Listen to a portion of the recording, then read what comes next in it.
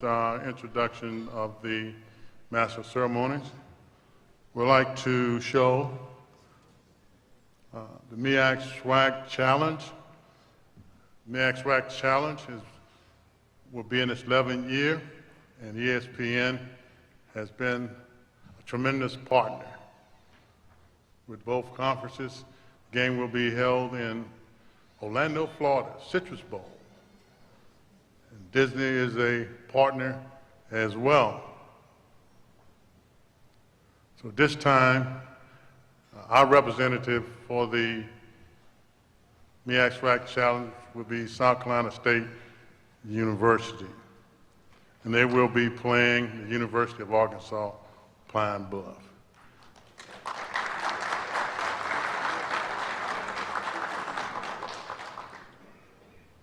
At this time, we would like for you to see the video. Thank you.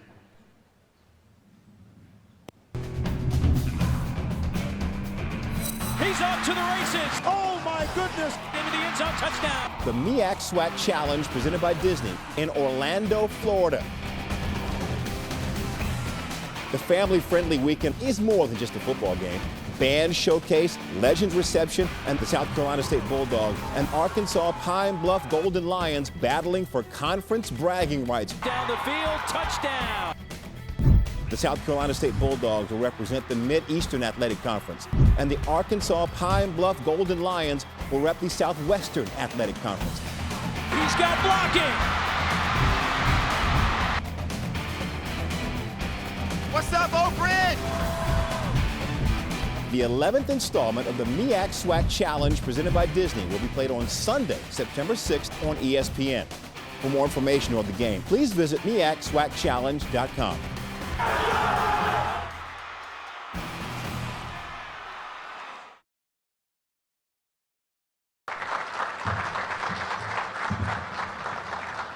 Thank you. Thank you.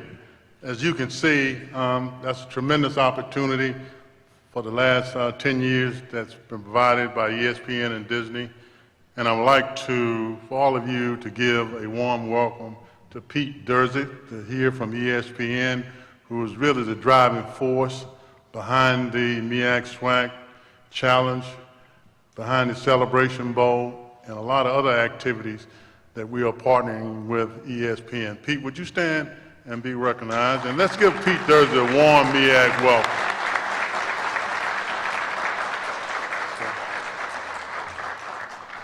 At this time, I'd like to introduce our Master of Ceremonies, a tremendous talent for the conference. He was born and raised in Florida. We won't hold that against him. And a graduate of Bethune-Cookman University. He's been the Director of Athletics at Bethune-Cookman for more than 20 years. Phenomenal success of the student athletes and programs in terms of facilities, graduation rates, development of student athletes. He's recently promoted to be Vice President of Intercollegiate Athletics at Bethune-Cookman University. During his tenure, he has won over 44 MEAC championships. That's a lot of championships. Let's give that applause. That's a lot of championships, man. Lynn has been a leader within the conference and the NCAA. He's been on many, many committees, chaired many NCAA committees as well. At this time, I'd like for you to get a warm MEAC welcome to Lynn Thompson, Vice President.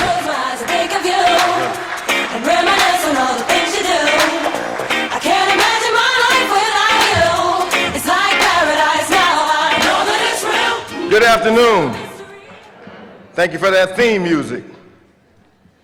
Okay, we're going to have some fun. It's got to be exciting in here today.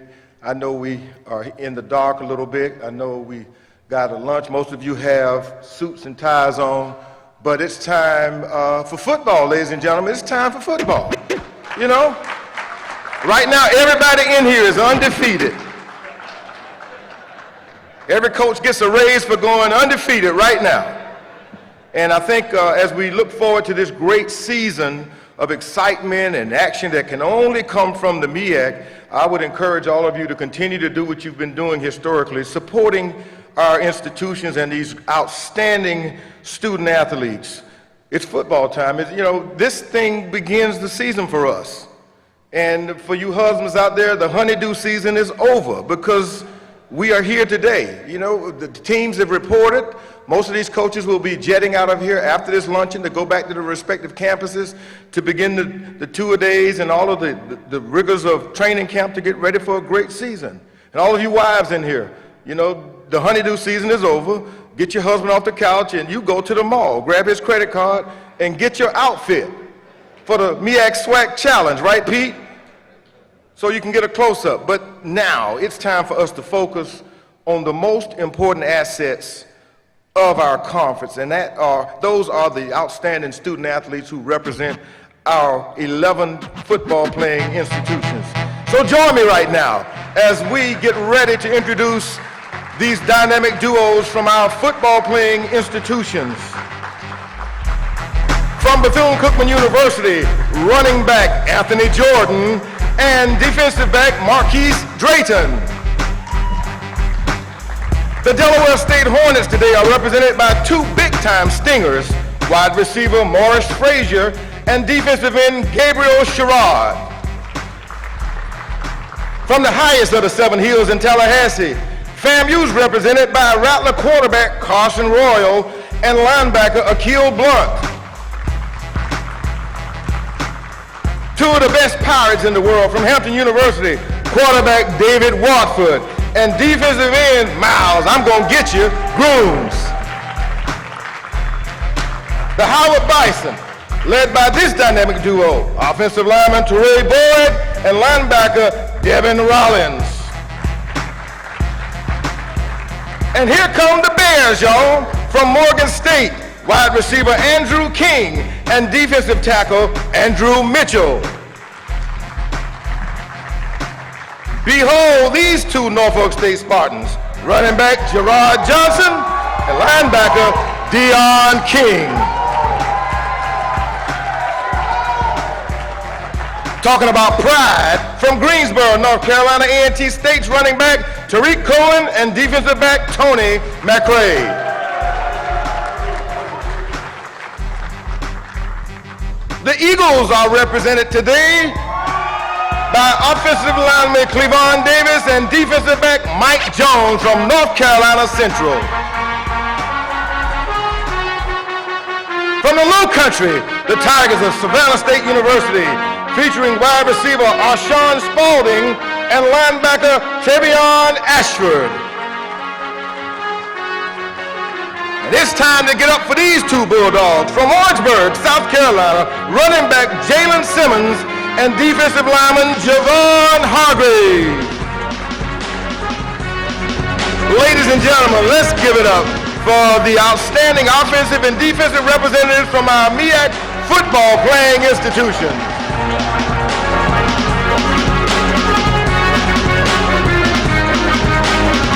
The greatest assets that our conference has. Thank you, gentlemen. Have a seat, eat all you want to eat. It's free.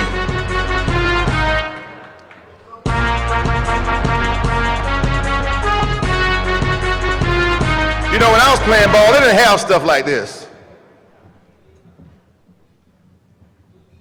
That had to be exciting, those guys being recognized and honored before they even put the uniforms on, but they've been honored for what they have done in the classroom, in the community, and on the playing field, ladies and gentlemen. I think they deserve another applause as they take their seats.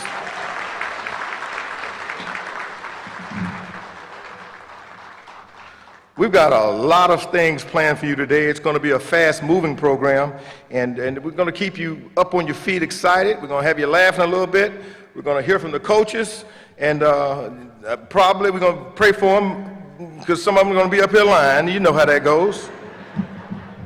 Crying and lying. And so as we prepare to do that, before we get our invocation, I do want to recognize several people who are here. The Commissioner already recognized Pete Durzis from ESPN. We thank you for your partnership, Pete. other folks who are with us from the city of Norfolk and the chief of the Norfolk Police Department, Mr. Michael Goldsmith. Mike, are you here? He's out chasing somebody there. Hope it's nobody from Bethune-Cookman.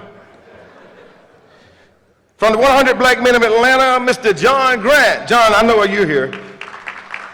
Looking forward to working with you in the Celebration Bowl. From Town Bank, Mr. Tom Hasty. Thank you so much, Tom. Priority Automotive, Mr. James Church. And from O'Reilly Auto Parts, Mr. Dallas Ellis. Let's give these important partners of ours a big round of applause. At this time, I'd also like to bring to the stage from the city of Norfolk, Mr. Chuck Rigney, who will officially welcome all of us to this event. Thanks for having us here in your town. And folks, they do this because they want you to leave some money in the city of Norfolk. Want to measure that economic impact. So spend some money at the mall and don't let the police chief catch you. Chuck. Good afternoon, everybody, and on behalf of the city manager, Marcus Jones, and the entire city council, we want to welcome both the student athletes and everybody here at MEAC. It's going to be a great week, and as we heard, we love the fact that you guys spend a lot of money in this city. It's going to be great weather. I really hope that you get a chance to go out and see all the great things that are going on in Norfolk. We are so proud and thrilled to have MEAC headquartered here in our city. And we're also very pleased to hear that our new 3-year relationship for the men's and girls basketball programs are going to be here in Norfolk. Thank you so much on behalf of the city. Thank you all. Spend some money. Thank you so much. We are certainly glad to be here in the city of Norfolk. Well, ladies and gentlemen, speaking of the city of Norfolk, one of its greatest citizens happens to be a good friend of mine. He serves as the director of athletics at Norfolk State University. Would you please welcome, for our invocation and the blessing of the food, Mr. Marty Miller.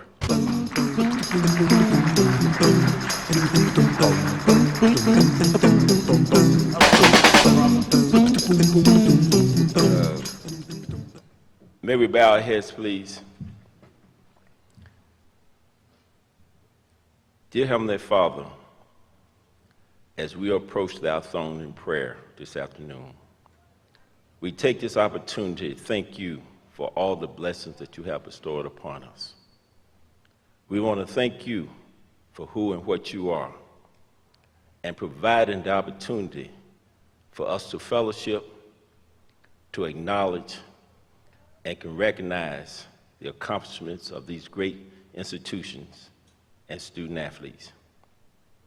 As they prepare to compete on the field of competition, we ask that you would keep them safe, watch over them, and direct them in a way that they too will understand that they may become victors on the field of competition, but they must also become victors in their life.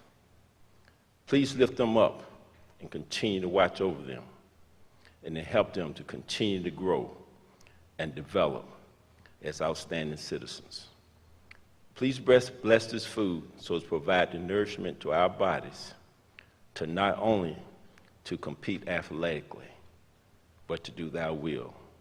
We ask this and all things in the name of your son, Jesus. Amen. Thank you so much, Bishop Miller.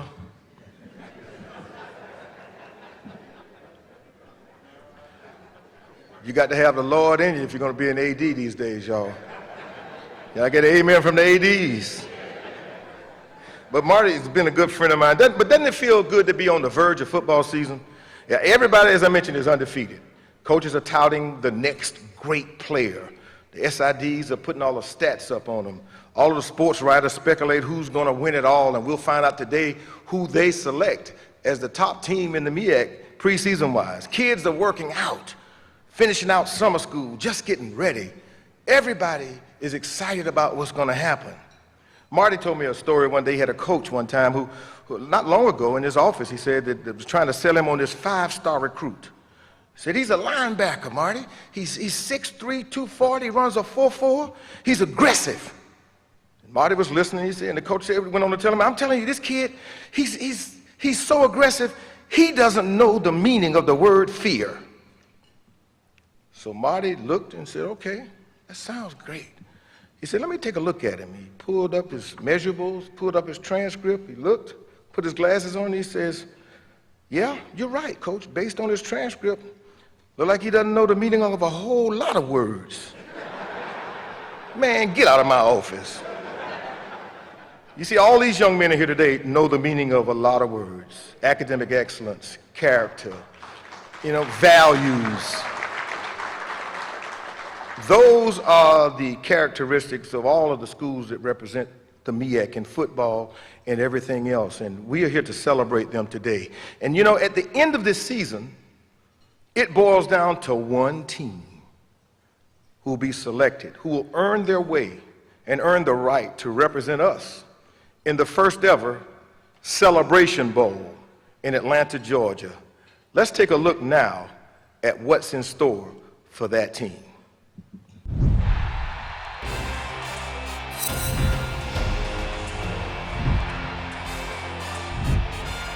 Sunday college football. This is awesome. You're starting out with a bang in HBCU with this game. Pageantry. Hyped up coaches. Some heat from around the blind side. He's got a man out there. Caught! Conference pride on the line. 10-5 touchdown. Intercepted. He's off to the races. Into the end zone, touchdown. That's all part of HBCU football. Oh my goodness! There goes Betzel. The blind side.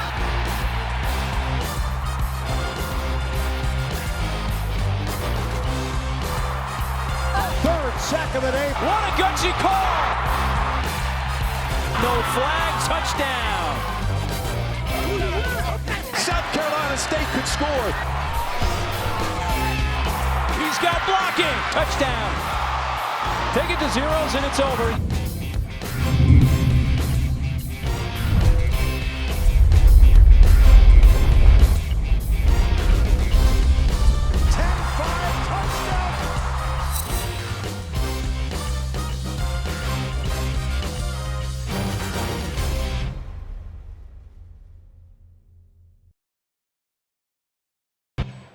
The journey begins today for the MEAC to select their representative for this historic bowl game coming up this December.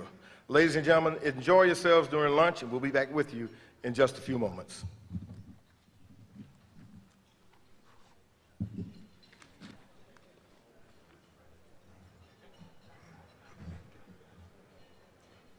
Stepped out. Legal counsel for the MEAC, Mr. Charles Blackman. Charles. And from State Farm, Mr. Milt Rawls.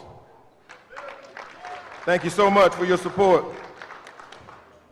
We'll be recognizing additional partners and very special people to the league a little later on. Also, we'd like to recognize Derek Martin and staff from iHeartMedia. Thank you for participating with us, the radio partners and stuff. ESPN analyst Stan Luter is in the house. Stan, where are you? Does a great job of telling the story of MEAC basketball. Thank you so much. And also in here is one of our very own ESPN analysts, Jay Walker, legendary Howard quarterback, good friend of mine. Jay, thank you so much for speaking to the student athletes and the coaches and working with them this morning in our media day.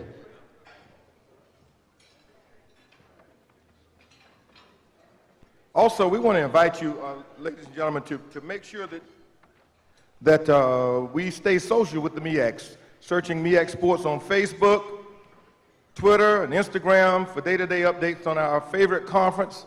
We're probably going to have a workshop on how to do that for everybody that's over the age of, y'all know what I mean, don't you?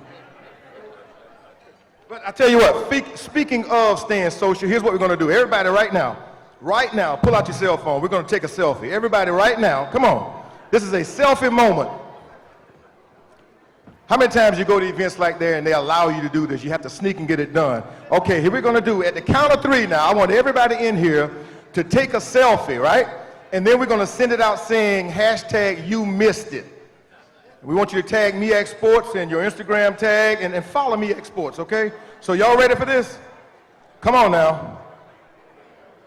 Flip phones and bag phones don't work. Here we go. 1, 2, 3. Do it up, y'all. Take these selfies. Y'all got it? Send it out. Hey, Emma, how you doing? That's Emma Best. Okay, now, remember what you told folks and where you told folks you were before you send this thing out, okay? So we just had a media clinic on social media here at the MEAC, and the MEAC is always breaking ground. If you need to know how to do this, we got Cecily Tafoya, we got Ms. Pat Porter, a host of MEAC representatives that can bring you up to date on how to be a social media expert. Now, before we introduce the coaches and a very important video, how many season ticket holders do we have in here from your various universities? Okay, from Norfolk State, all the season ticket holders stand up. If you're a Norfolk State alum and you're not a season ticket holder, Marty Miller, stand up and take a good look at them. Get them, Marty, get them. Same thing for Hampton, North Carolina Central. It's important that you invest. Don't ask your AD and your coach for the hookup. Make sure you invest in these programs, okay? Now, let me tell you why I want you to invest, because the MEAC historically has produced stellar talent, academically, athletically, and these student athletes have gone on to do tremendous things in their chosen fields of human endeavor. But I want you to know this, that the MEAC has a mark, a permanent mark, in the annals of the Pro Football Hall of Fame. And on the back of your programs are pictures of some of our greatest ever. Let's take a look now from the NFL at the MEAC's all-time greatest Hall of Fame professional football players. The Mid-Eastern Athletic Conference has a proud and long history of truly outstanding NFL players. Having multiple former players from MEAC institutions enshrined in the Pro Football Hall of Fame is a phenomenal achievement. The following video highlights those Hall of Fame players in action.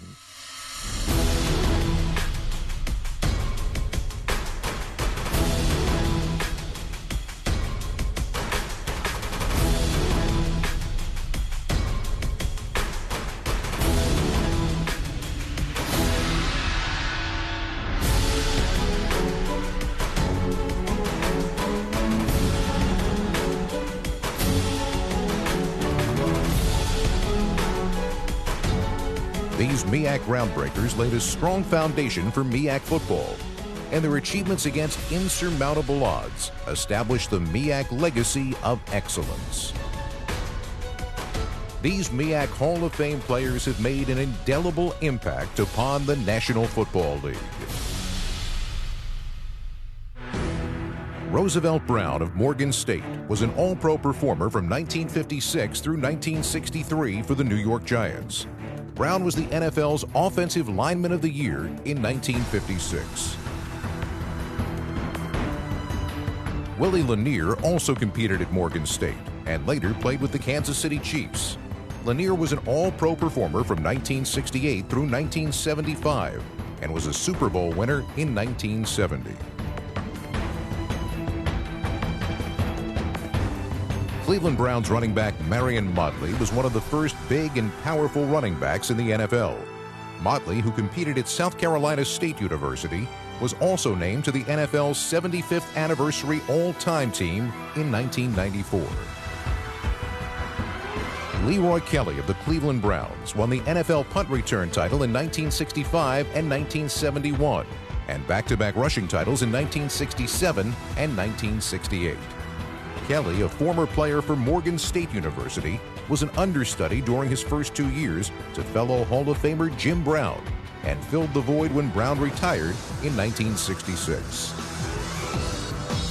North Carolina A&T State University alum Elvin Bethea of the Houston Oilers was selected to play in 8 Pro Bowls. Len Ford, a defensive end with the Cleveland Browns, was a first or second team All-NFL pick 7 times. Ford played for Morgan State University and also played in 4 consecutive Pro Bowls from 1952 to 1955. Larry Little of the Miami Dolphins was an All-Pro performer from 1971 through 1975 and again in 1977. Little, a former member of the Bethune-Cookman Wildcats football team, was also part of the Miami Dolphins team that went undefeated during the 1972 NFL season. Maryland Eastern Shore alum Art Shell played in 8 Pro Bowls and won 2 Super Bowls with the Oakland Raiders. Shell was the first African-American head coach in the NFL during the modern-day era. South Carolina State's Harry Carson, an All-Pro linebacker and Super Bowl winner for the New York Giants, played under legendary head coach Bill Parcells. Carson was named to the Pro Bowl 9 times, including 7 straight appearances from 1982 to 1988. Florida A&M's Bullet Bob Hayes of the Dallas Cowboys played in 3 Pro Bowls and earned first-team All-Pro honors in 1966 and 1968. Before winning Super Bowl VI with the Cowboys, Hayes won 2 gold medals at the 1964 Olympic Games, earning him the title of World's Fastest Human. Deacon Jones of the Los Angeles Rams specialized in quarterback sacks, a term he invented. Jones, a member of the fearsome foursome defensive line, played collegiately at South Carolina State University. Shannon Sharp of the Denver Broncos and Baltimore Ravens played in 8 Pro Bowl games. The Savannah State University alum won 3 Super Bowl rings during his 14-year career. He earned 2 championships while in Denver, and as a Raven, he won his 3rd Lombardi Trophy.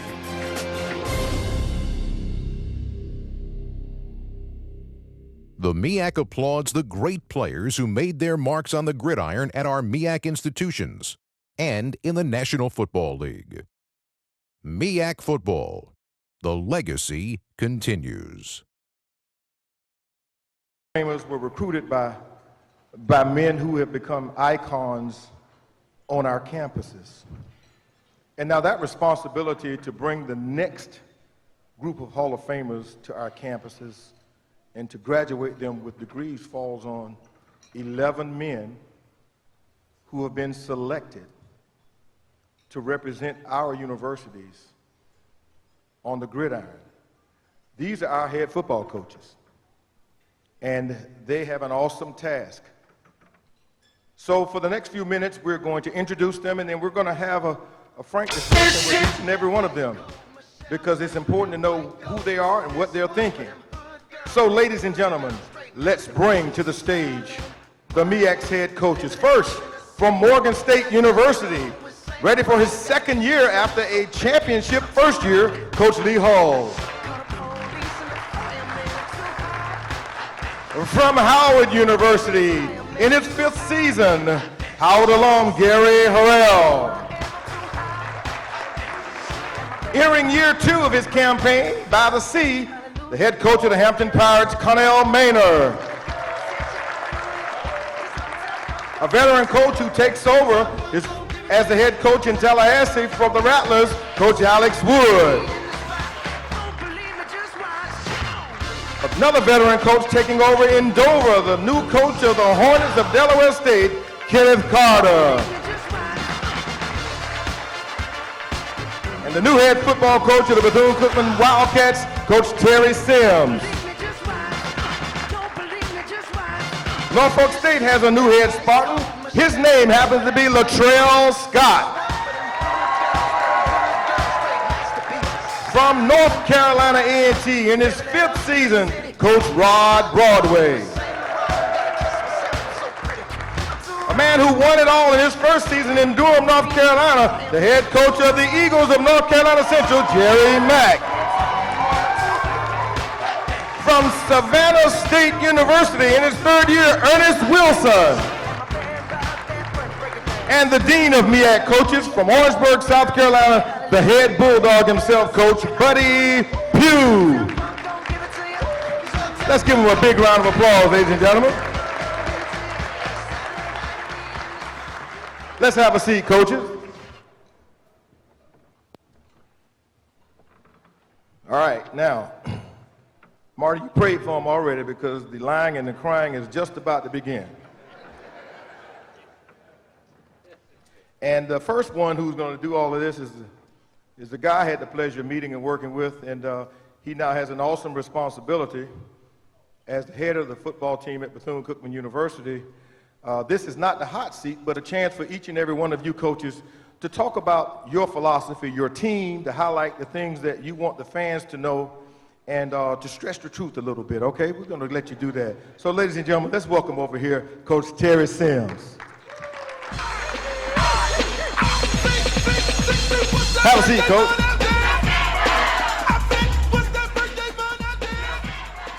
Well, Coach, as everybody knows, for the past 5 years, you served as the assistant head coach at Bethune-Cookman under Brian Jenkins, and now that you have been elevated to the role of head coach, what have you learned, even before the first game, that is the difference between being an assistant and the head man? Answer your phone. Answer your telephone. I think the biggest difference is, and you know, as I said earlier this morning, Coach Jenkins gave me an opportunity to actually work hands-on a lot with the program, so it was actually an easy transition. Now, the transition might have been easy, but the competition is going to be greater because in the next few weeks, you're going to have to implement your Terry Sims approach and philosophy to the football team. You got to get prepared for not only non-conference games, but your colleagues here, and probably the most impressive set of coaches that this history has seen. What do you plan on doing differently, and how are you going to put your stamp on the football program? I think first and foremost, we're going to still be a disciplined football team. We're going to be a detailed football team, hard-nosed. Coach, in the spring game, I think you probably set records in the history of all spring games. I think the final score was, 42-41. Now, that sounds good for the offense, but doesn't speak too well for the defense. What happened? Well, we just aired the ball out. We let the kids have fun, and, you know, we have a great receiving core, so we had to see which one of those guys was going to step up. Wow. You got two guys right now competing for the starting quarterback position, Quentin Williams and, of course, Larry. What's Larry's last name? Larry Brim. Larry, those guys aired it out. Are you going to be a coach that's going to settle on one quarterback, or will you continue the tradition of playing whoever's a hot guy? We're going to do whatever it takes to win. You know, we've been successful with the multi-quarterback system. If that's what we have to do to win, we will. If one guy steps up and he can get it done, that'll be our quarterback. Okay, anybody taking notes back there? Buddy Pugh's over there taking notes, y'all.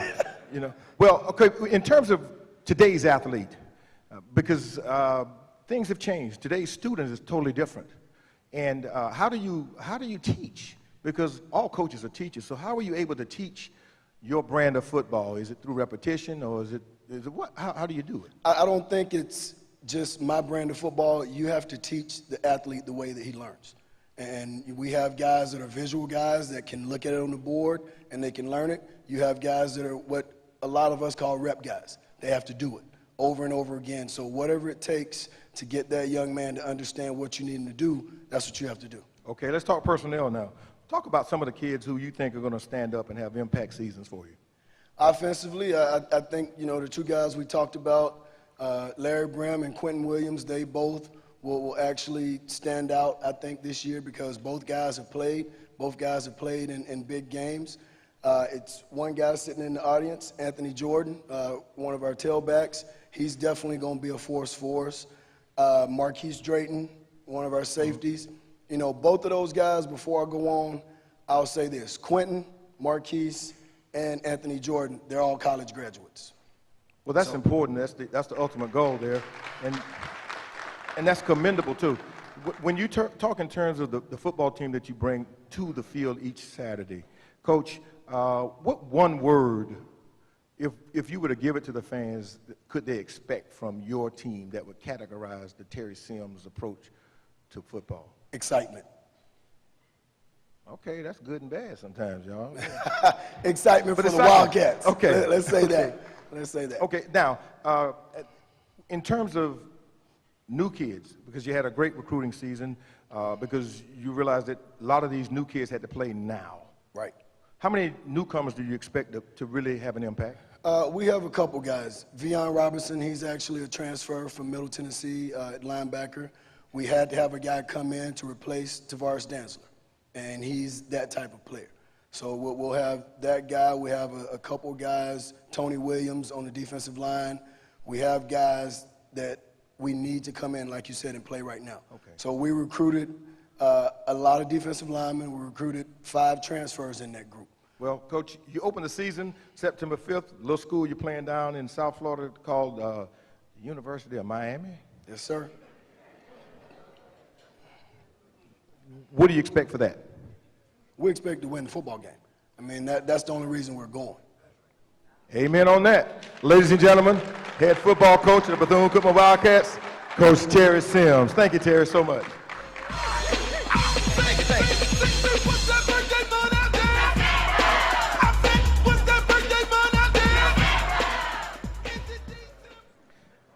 Okay, Coach Carter from Delaware State University. Coach Kenneth Carter joins us. Have a seat, Coach. So in Dover, Coach, you take the job after having served on staffs at the University of Florida, Louisville, and Youngstown State. You go to Dover, Delaware, that booming metropolis. Nice place. I'm not hating on Dover. Your credit card probably came from there, though. Yeah, that's right. My credit card did come from there. But, you know, in terms of the Hornets, and I read some of your quotes when you took the job about really building a culture of winning. How difficult is that when you move in as a first-year coach and saying that at your press conference, but then taking a look at all the resources, comparing that to where you come from for unlimited resource institutions to going now to a limited resource institution? Does that change your philosophy of how you're going to coach and teach football? It doesn't, because the two best resources you have to have, heart, mind. Doesn't matter what else comes into play. As long as we got those and our kids believe in what we're doing, we're right where we need to be. Now, That's a great answer too, Coach. And I know that the number one recruiting thing you had to do when you hit campus was recruit the returning players. And how successful has that been for you to really mold them into the Kenny Carter philosophy of winning? It's been fantastic. I tell you, two of the young men that are in the audience right now, Gabe Sherrard, he has been fantastic. Morris Frazier, fantastic. That's another reason why they're here, because our team follows those young guys. And they invested in me, I invested in them, and together we're going to take this team and move it forward. Plus, it helps that Gabe Sherrard, he's a 3.8 math major. It's always good to have a player who's smart enough to get sacks and do your taxes. That's great. Now, when you look in terms of your schedule, because you got a few out-of-conference games that are going to challenge you early, talk about your schedule and how your team will unfold. Is it your plan to come out of the chute full bore, or how will you do that? We're going to be all out from the very beginning. We open up with a playoff team in Liberty, and then we go to Kent State and play them. So we'll learn very fast where we are. But our whole mindset is to be all out. I mean, we're going to start day one. We're going to throw everything at them that we possibly can. The fact that we've had so many players on campus over the course of the summer was fantastic. Yeah. So it should be a seamless transition into preseason camp, and we shouldn't have to start over. Getting a new staff into Dover was one of your biggest challenges, not in that it was that difficult, but I mean the time frame there. How do you get them acclimated to the university's way of doing things and the community, and entrenching themselves and yourself into the community? The first thing is we embrace our university's mission. And so when you have that, it's easy for everybody to really get aligned. I was blessed. I knew the majority of the people that I was able to hire. I have 4 former head coaches on my staff. So when I sit in the staff room and I say something that's a little bit off, one of those 4 guys is going to do this to you. So you pretty much know. What is he saying to you? Usually they don't have to say much. You get it. Yeah. You get it really fast.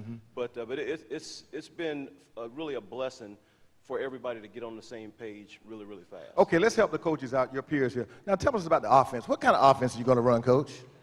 We're going to be really West Coast oriented. You got to run the football. You know, our players and our staff understand that when it comes to game day on offense, if we can have the amount of runs plus the amount of completions equal 60 or more, then we have a chance to be where we need to be. Okay. Now you spent the summer grading film and taking a look at every coach's football team in here. What is your analysis, and having been at the FBS level and various other FCS conferences, what is your analysis of MEAC football? Well, I knew from the beginning what I was getting into. Two of the head coaches that are on this stage I've known for over 20 years, and they're very good football coaches. Heck, one of them, I recruited his son, sat in his living room, and he let me do it. You signed him too, didn't you? I did. I think you're talking about Buddy Pugh. Right? Yeah, absolutely, Yeah. Buddy Pugh. But there's a lot of good football. I'm sitting in the meeting. Yes, I even tweeted about it, so I am doing the social media part. I sat in there and I'm listening to all the guys talk and the way that we interact. There's a lot of knowledge. There's some really good football coaches, and what's going to happen is this conference is going to benefit from it because we all have respect for each other, and we know that it's not just about us, it's about the MEAC brand. Yeah, you're absolutely right. Now, before we let you go, Coach, in terms of defense, talk about that philosophy and how are you going to merge many of the new kids that you're bringing to with the returning letterman on the Hornet squad. Well, we know that we got to stop the run. That's number one. That was the deficiency for us. We addressed that in recruiting. If you can't do that, it doesn't matter. So we put a lot of emphasis on that. And if Gabe Sherrard talked about him, and two of the young freshmen, we're going to have to play early. But if we'll continue to do some things schematically to help us out, I think we'll be where we need to be. Okay, ladies and gentlemen, the head football coach of the Delaware State Hornets, Kenneth Carter. Thank you so much, Coach. Now, let's see. Alex, you've coached at every level of football and had success, and you come to Tallahassee. Well, and, you know, I said this earlier. Somebody earlier today said, I thought, fam, you had a female president. And they thought you might have been the president of FAMU because you look like a CEO, an attorney or a banker. Doesn't he look like one of you corporate guys or corporate sponsors? You know, but also, I guess, you command a certain level of excellence from all of your teams, and I've seen that you've been able to do that already in Tallahassee. You have begun to change a culture there. You're implementing a game plan. You've got a lot of returning ball players, and what do you expect opening up at the University of South Florida? Well, you know, about South Florida, you know, we expect our kids to go there and compete hard, and obviously we want to go there to win the football game. But most importantly, it's going to be a barometer on where we are, you know, coming out of this transition into a new coaching staff. But really, we want to go down there and win. And our kids understand that our mission, first and foremost at FAMU, is to graduate and win football games, obviously. And then again, our vision is to try to create, you know, a championship culture of athletic and academic excellence at our school. And in doing that, we're trying to win football games. So USF will be the first up. We'll see what happens, but I'm excited about coaching at FAMU. I also heard that you said, and I read it, that you wanted to definitely take over the state of Florida from a recruiting standpoint because of the rich talent there. And you've been able to get some local kids, and you inherited one as your quarterback. Carson Royal is here, and you expect him to really implement your offense and lead the football team. How did he do in spring training, and what more do you expect from him and those returning lettermen? Well, I thought Carson did an excellent job, you know, learning our offense and executing our offense and providing leadership, because that's what the quarterback position first and foremost is all about, is about leadership. And he did that, and we were pleased with that. And it's still an ongoing process of development as we go and transition into the fall. But again, he came out of spring, you know, leading the way. as our quarterback, and we look for big things from Carson. Coach, on the other side of the ball, leading your defense is the son of an NFL Hall of Famer, Mel Blount, Akil Blount. He comes from, he's got championship DNA in him. Absolutely. You know that. And his dad was, matter of fact, at our spring game, and he and I had a chance to reconnect. But Akil, again, he brings leadership to our team. We've got a small senior class, but the seniors that are there, I've been very pleased with the leadership they've been able to provide to some of our young players, and also lead the way, for our coaching staff who's going through transition as well. And Akil is one of those young men, and we look for great things from him because he's already done a lot of good things on campus, in the community, which is something that we stress as well. But he looks the part, and we're going to coach our butt off to make sure he can play the part. Coach, all around the state of Florida, the Rattler faithful and the alums are talking with great excitement about returning to the glory days. And all of us know that Florida A&M has a rich history in terms of success in football. And how difficult will it be for you to really implement this new wave of thinking and to get the total buy-in from the Rattler faithful to do what you think needs to be done? Well, I'll tell you a real quick story. I know really, what I told some of the fan base here is that they're looking for a quick turnaround. But I told them in reality now, I've been doing this a long time, and I consider myself an expert at what I do. It's probably going to take about 15 years to do it, And we were right in the middle of talking contract talks and all that good stuff. So I just wanted to give them an idea what that window should look like.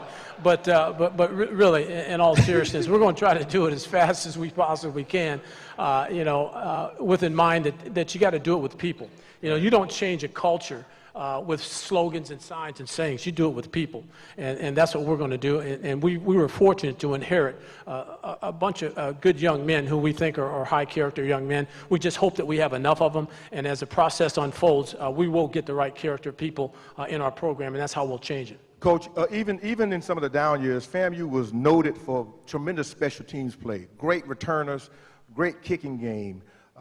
How important will that be to you, and how efficient will that be to you? It's crucial. As we all know, as these coaches up here know, the kicking game is crucial. That's all about field position, and strategy, and scoring points, obviously. So it is crucial to us. That's something that we'll pay great homage to in terms of spending time being fundamentally sound and detailed in how we conduct ourselves with the kicking game. Well, Coach, I wish you the best of luck opening up in Tampa, Florida, against the Bulls of the University of South Florida. Ladies and gentlemen, head football coach, FAMU, Alex Wood. Glenn, thank you. Thank you, Alex.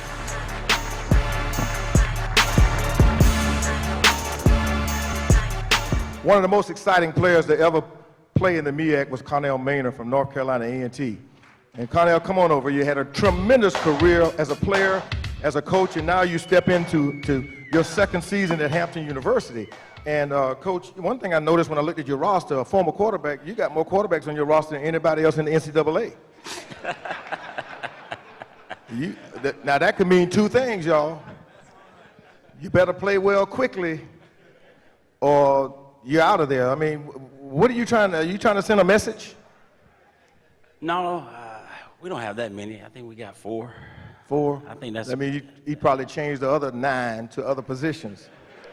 Well, they say the quarterbacks are the best athletes. So I played quarterback in college too, Coach. I feel you. Buddy Pugh played offensive line, so he wasn't very athletic. But, he had one position he could play with, go home. That's right. Yeah. Well, you played against Hampton as a player. You've watched him, and now when you walk around the campus, you see the rich history there as well. Tremendous talent. You're able to recruit there. Last year, toward the end of the year, you could see it developing. In fact, you broke our hearts on national TV. What did that win do for the program? Because the celebration, it virtually derailed our season. But for you, it had to be a building block. And if so, what did you accomplish in the spring training period? And what are you building on now there? Well, I think that game was huge for our program. Our guys were young, inexperienced, and we didn't have a lot of depth. And they didn't really believe. And, that game showed them that we could play with anybody and the best teams in the nation. Bethune had the #1 defense in FCS. I think 2-time defending champ, now 3 times. So you beat a program like Bethune-Cookman in a situation like we did, it's only going to help your program. It's going to help us in recruiting. It's going to help our confidence. And that's what it did for the rest of the season and in the spring. Well, I know you built upon that, but when we watch you on the sideline, you look like this mad scientist just cooking up this tremendous experiment. Animated, passionate. We never see you like this. Who, me? Yeah, you know, but your team seems to feed off of that. And so how are you able now, going into year 2, really take the talent that you brought in, convert the talent that you inherited, and put it all together in this formula as a scientist and win every week? That's my job, you know, is to do exactly what you said. And I think with the younger players being a little bit older, the inexperienced players being a little bit more experienced, bringing in the new guys, trying to replace the parts that we needed. And I think we've done that, and I think we got a good football team. I'm just like everybody else up here. Right now, we love our football team. Yeah. Like you said earlier, everybody's undefeated right now. Yeah, so I think my AD out there, he said something about giving us a raise, so don't forget that, because we're undefeated. But seriously, that's what our jobs are, is to piece it all together, and that's what we all be trying to do, and I'll be trying to do it just like everybody else. My goal is to win my next football game and win them all. So I'm going to try to go 12-0 this year, the 12th game being in the Celebration Bowl. In the Celebration Bowl. I told him I'll see him in Atlanta in December 19th. Well, that's great, and I think you should build your plans that way. What segment of your program will lead it this year? Will this be a defensive-led ball club? Is it going to be your offense is going to be scoring 40 points tonight, or what? What part of your program will take the lead? I hope it's all 3 phases. You know, I think special teams is just as important as offense and defense. Return game, punting game, extra points, blocks. I think that's very important. I think that if you don't have good special teams, you can lose a lot of games in just that area. Then defensively, you got to be. They say defense wins championships, offense sell tickets. So defensively, we made some changes with our coordinator, Mike Ketchum, and we got some other new defensive coaches, and we added some pieces. Got a couple transfers, signed some freshmen, and we expect them to be a lot better on defense. Offensively, we moved the ball last year. Offensively, we did a good job. We didn't do a great job in the red zone and finishing drives. So we got to do that, and we added David Wofford, quarterback from UVA, and hopefully that'll help us in the red zone and in our total offensive scheme. Final question, Coach. You've coached at in the pro level. You coached in the CIAA at Winston-Salem and had tremendous success. Last year, you come back to your home conference, the MEAC. Let's talk about your peers here and how difficult it is to prepare for them each week. It's very difficult. You know, I was telling somebody earlier, you know, you got to respect all and fear none. You know, I got to respect Buddy, but I can't fear him. Right. You know, and I got to respect Broadway, but I can't fear him. Even though he got Tariq, and he got all these good players, and they got all this speed, and Coach Mack won a championship in his first year, and Coach Hole, and now we got Coach Scott. You know, so we got a lot of good coaches. Every last one of them got my respect, but I don't fear them. Okay. And that's our motto. We respect all, fear none, and we look forward to each week. And seeing you in Atlanta in December, right? Oh yeah. If y'all want, I can get y'all a ticket. I like that. But you gotta ask me now. If you wait, I ain't giving you no ticket. I'm telling you that right now. Ladies and gentlemen, the coach of the Hampton Pirates, Manuel Mena. Great job, Coach.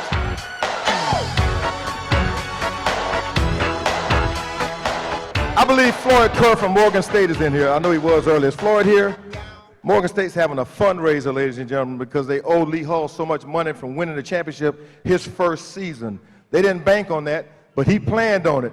And the Morgan Bears earned a share of the title, and in 1 year's time, this guy changed everything, and the Bears woke up from hibernation. Let's welcome the head football coach. Did I say it right? Oh, I'm coming back to Flea. I'm sorry, Flea. Come on up here. I was on a roll, y'all. Y'all give me some. I was on a roll with that. The Bears in hibernation. Lee Hall, ladies and gentlemen. Coach, you won it all. Got a share, went to the playoffs, competed well, got a lot of respect around the country. Were you able to capitalize on that by getting into some schools and some homes that you otherwise would not have been able to get in and attract the attention of another level of potential football player at Morgan State? Yeah, I think we did. Just being able to go to the playoffs and have a little bit of national exposure, it makes it a little bit easier for recruiting to get in, like you said, houses that we probably weren't able to get into in the years past. We did a pretty good job locally. There's a lot of great local talent in Maryland, D.C. area, and that's our number one goal is trying to get the best talent out of Maryland, D.C., and then expand outside, in the Mid-Atlantic region here. But having success made it a lot easier. Coaching at Maryland for years at the University of Maryland, I guess the network of high schools and junior colleges that you worked had open door policies for you. Yeah, coaching at Maryland, definitely, was able to get to some colleges, some high schools and some junior colleges that I, had recruited before. We have got a transfer from ODU, Jai Franklin, I think that's going to really help us on the D-line. We got a wide receiver, Kirby Lincecum from a junior college in California that should help us on offense. He's a 6'5" guy, so we try to get some height at our receivers a little bit. So we did get a chance to do some good recruiting and some transfers in the junior colleges. Now, that early success that your team enjoyed in terms of the championship, did it present even greater challenges in terms of maybe us peaking too soon, or did you use it as a learning experience to say, look, we got there this year, but the road is much tougher in year two? Well, I've told everybody it's hard to repeat. We got some great coaches here, great teams, and it shows that we had a 5-way tie for first place, and we were lucky through the tiebreaker to get the automatic bid to go to the playoffs. So it's going to be tough. We were the new guys. No one knew about me or my staff and what we're going to do, but everybody knows now. So it's going to be hard to repeat. We're working hard. The players had a great summer. We had 55 guys stay up through the summer, working out, going to summer school, working on their education, and so we're just going to keep grinding. Okay, as you looked at tape this summer about the programs, all of the 10 programs here, but more importantly, yourself, when you did an evaluation, if you were to scout yourself, how would you beat you? They taking notes, too. I can't do other people's homework.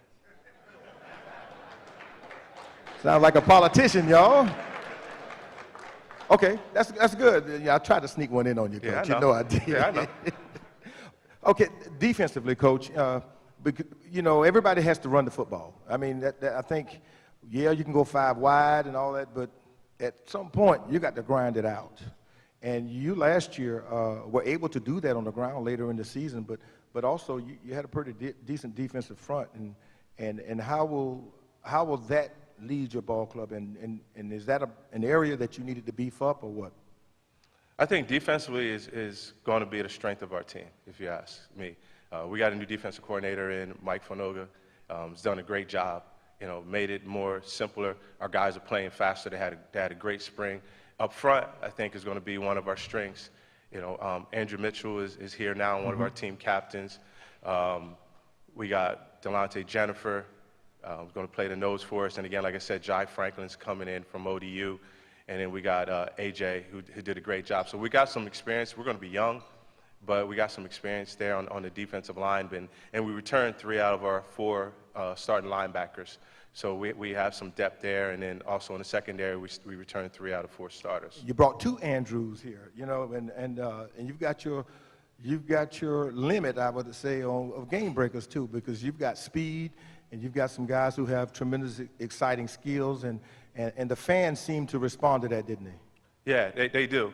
And I think the fans respond to them because, our playmakers are only about 5'6", 5'3", little guys, but I wouldn't trade them for the world. Andrew King's out here right now. I think he's very talented. We're going to do a lot with him at the receiver spot, moving around in different spots, getting on the ball, because he's dynamic with the ball in his hand. And obviously everybody knows about our running back, Herb Walker, who's one of the best in the country, best in the conference. And he's 5'3", 180 pounds. But he's tough as nails and has good vision. And, we look forward to seeing those guys play out there. Coach, I was joking when I talked about the Bears waking up from hibernation, but in real terms, I'm sure you've heard that from the alums and the students on campus, that your success really propelled the entire university into the spring semester, and it opened some doors and some eyes and even possibly some pocketbooks for you. How important is it for you to continue that thrust and to let folks know that, hey, we are not going back to sleep? Well, Morgan State has had a rich tradition, in football. As you saw on the video, we have 5 Hall of Famers, played in the pros. And Morgan was thriving for a winner again. And that's one thing when I got the job, they talked about they want to return to greatness. That's kind of our theme this year is return to greatness. If you see our poster, we're just trying to keep it going. Alums are excited, the administration are excited about the program and the direction that it's going in. Our guys have changed the way they act, the way that they go into class now. A lot of things are important to them besides football. But my whole motto is this: if you take care of your education, you take care of business off the field, it's going to be a direct reflection of how you play on the field. And that's what we're doing, trying to get this back to greatness, back the way it was in the 70s and the 60s, and we're trying to make that stand and stick forever. Well, that first season of Morgan State Bear football under Lee Hall was a huge step in the right direction. Let's give him a big round of applause, ladies and gentlemen, as he gets ready for year 2, Coach Lee Hall. Come on, Coach Correll, come on up, and I'm sorry for skipping over you. One of the most exciting players that the MEAC has ever produced.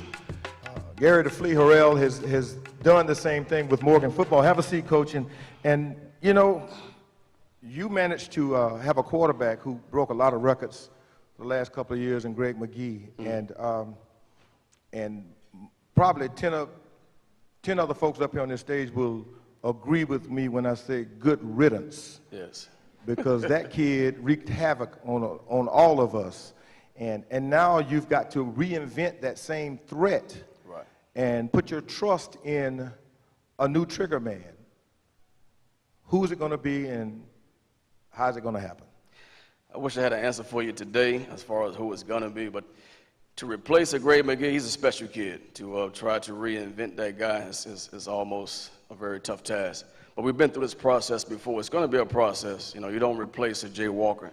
You just make the guy next available. You build him for that time when that spotlight. And we was able to do that with Ted White.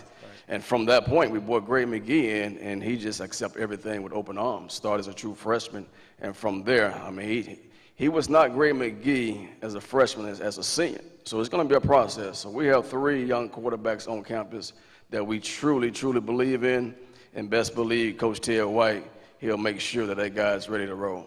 Coach, everybody that knows you, they know about your exploits as a football player. So when they look at you, they say, oh, he's going to open it up and throw the ball all day long. But that's not necessarily true, because all good football coaches like yourself understand that you got to excel in all 3 phases of the game. Absolutely. So let's talk about the running game. Run game starts up front. That's why I have Torrey Boyd, who is here, who I believe is a tremendous offensive lineman from Miami, Florida. Played at Miami Central, came and started as a true freshman. So he would definitely lead the pack up front, and we believe that with a young quarterback, you got to be very sound, you got to be very dominant in the run game. So running back's going to be running back by committee. We have 3 young guys that we truly believe in. But I believe up front is where you really get it done, and you have to be able to run the football in this conference. When you look at the teams that run the ball well, the A&Ts, Bethune-Cookman, those teams, those are teams that's winning. Morgan State, those are teams that's constantly champions of this conference. So we have to match that and make sure that we're ready for the run game. And you got to stop the run on defense. Yeah. Now, you were a tremendous threat in special teams. So is that something that you take personally? So if so, tell us about your special teams. Special teams, you know, my special team coordinator is here, Coach Bobby Jones. He do a phenomenal job to make sure that we're sound across the board. We don't want to do anything very exotic. We want to make sure that we fundamentally sound. And you got to be a special person. I love special teams. You know, I believe that guy who's back catching the punt, everybody should stand up, should be afraid to go get popcorn or a hot dog because they know something's about to happen. And we hope we have that guy coming this year. So we want to make sure all three phases, but special team is where you win and lose ball games. Wow. Now, Coach, it's been a few years since the Bison have enjoyed the success in the league. They've challenged. Yes. They've been in the top 3 or 4. But what will it take from an institution standpoint to really create the program and maintain and sustain the program? You know, our theme this year is United We Stand. You know, and everything starts and begins outside the football field, you know, outside the coach's office. You know, it's the people. You know, that's why we have the Shelly Davis. That's why we have the Bruce Williams. That's why we have the Paul Cottons, the guys of that nature that help us remember where we came from. The Jay Walkers, you know, that come back on campus and always talk about the tradition. You know, the game in 1993 when we played against A&T, you know, overtime, when Jay Walker ran for a quarterback sneak. We don't remember those moments. So we stay in the moment. We always remember where we came from. And I try to share those experiences. I tell them all the time, you know, I'm a MEAC guy. I came in 1990 as a player, and it's been in my life up to 2015. And I believe I can tell these young men where to go because I've been there. Right. I've been here in the MEAC. I won in the MEAC. And they truly imbibe into what I tell them and what I preach. And my coaching staff do a great job as far as teaching and just creating that family atmosphere. And that's what got us to this point in year 5. And we believe that we're slowly getting to the top, and Howard University is going to be a team to reckon with. Well, you heard it from the head coach himself. The Bison are coming, ladies and gentlemen. A great year we're expecting from Coach Gary Harrell and the Bison. And let's give them a big round of applause as they prepare to open up the season and compete and contend for the MEAC crown. Thank you so much, Coach. That's one half of the league. Let's get ready for the second half.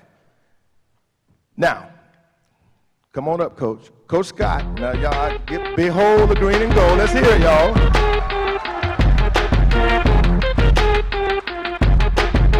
Thanks, Coach. Coach, you come in already knowing how to build a program. And there was so much excitement when you were selected to replace the retiring Pete Adrian, and the rich history that you were so aware of. You were able to walk into it, and the green and gold embraced you.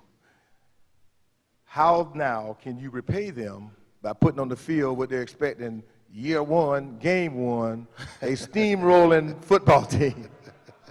Well, I think you can see from the number of supporters that we have in attendance, it's our job to give them something they can be proud of, and I can assure them that that's one of our goals. We've got a great group of student athletes, guys that did what they needed to do to be around this summer, guys that have worked, and we were afforded the opportunity by our administration to be able to hire a great staff. So it's up to us now to put these things into place to try to put a great product on the field. And, Coach, you've done that. I mean, you've got a few 3-star recruits that you signed. You got folks' eyebrows were raised when they said, whoa, Norfolk signed these types of kids. And that's because of the relationships that you and your staff have developed through the industry. But what about when you get the kids to campus and teaching them and indoctrinating them into the Norfolk State way of living, the rich history about the university, not only athletically, but culturally and academically? Is that a difficult thing to do, or was it relatively easy? Well, I think it's a tough time in society in general. These young men are raised differently than some of us were back then, but I think it starts with making sure that we bring quality guys to campus, making sure that we bring guys to Norfolk State that fit our mold, fit our motto, fit the things that we're trying to do. And fortunately, the locker room that I walked into was full of the types of guys that you would want to babysit your son or be around your house. I'm very pleased with the guys that we had on campus and also the ones we were able to bring. Now, you were able probably to bring a few kids with you. You step up in classification, more scholarship opportunities. Does that expose you to a bigger brand or a better brand of athlete that you now had to go out and recruit to fill the coffers that were maybe left vacant? Well, it definitely makes it easier to walk into a house, from a Division I program and offer a young man a scholarship, especially in a place like Norfolk. You have the beach, you have all these things that surround it. It's a great area. The Tidewater, Hampton Roads area is one of the most heavily recruited areas in college football, and with me growing up in the city of Richmond, recruiting the state of Virginia was our primary goal. We want to make sure that we have guys, from the state, and then we'll move out, to regional areas and then go national. But I think, just Norfolk State itself, presents the opportunity for us to recruit top flight athletes. Last year, Norfolk had almost as many quarterbacks as Hampton and seemingly couldn't settle on one, Now, who's it going to be? Well, that's what your fans want to know, right, Spartans? Well, Terrence Irvin started 9 games for Norfolk last year, and Terrence had a great freshman season. I think it'll be exciting to see Terrence's growth. When you have to throw an 18-year-old in there and have his struggles, he should definitely be better. But we were able to go out and sign another quarterback in Greg Hankerson, who's a transfer from Florida Atlantic. So we'll put those 2 guys in the mix and see who comes to the top. But it's not our goal to play musical chairs at quarterback by any stretch. Okay. Do you play musical chairs at other positions? Well, we're going to try to get the best players on the field. Obviously you want to have as many defensive linemen and some of those guys that can play to rest them. But, we're trying to find a core group of guys that can help us win games week in, week out. Okay. Now, special teams, Coach. Norfolk State has traditionally had some tremendous kickers. Do you plan on continuing that trend? What do you have in-house? Well, no question about it. We had a kicker in-house who's been very solid, and we went out and signed a kicker. We signed a long snapper. One thing that I do know, you'll get fired quicker by looking bad on special teams than you will anything else, because it's one of those places that you can truly lose a game. But we'll always have top flight snappers, kickers, holders, and all those things, just as we will normal position players. You got a good mix coming in of returning lettermen and some new talent that you want to kind of plug in at certain areas. Do you anticipate any chemistry problems? I don't think so, because obviously we got a transfer this year with us. Gerard Johnson came over from Old Dominion, and when you can bring a young man in and he can contribute to your team right away in the locker room and on the practice field, it helps ease all those transitions. And I think it's our job as a coaching staff to make sure that we put all of our guys in a situation to be able to grow as a team and be able to do things together, so that when we hit the practice field and the game field, we don't have issues. Okay, since you're the host coach here, you want to say anything to your fans? You can don't look at me, just talk to them now. Calm them down or hype them up.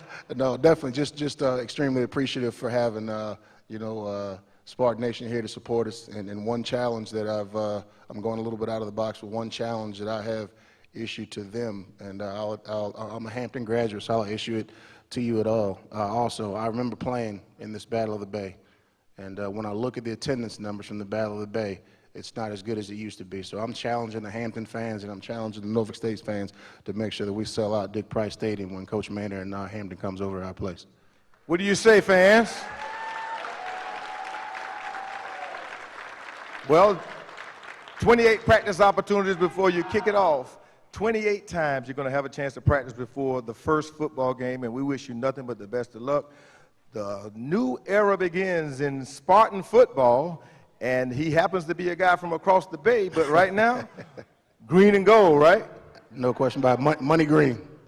Money green, amen on that. Ladies and gentlemen, Latrell Scott, the coach, Norfolk State University. Thank you so much, Coach.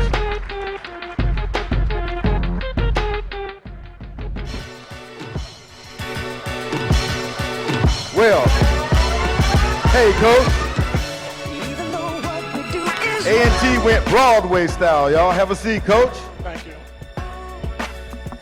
You know,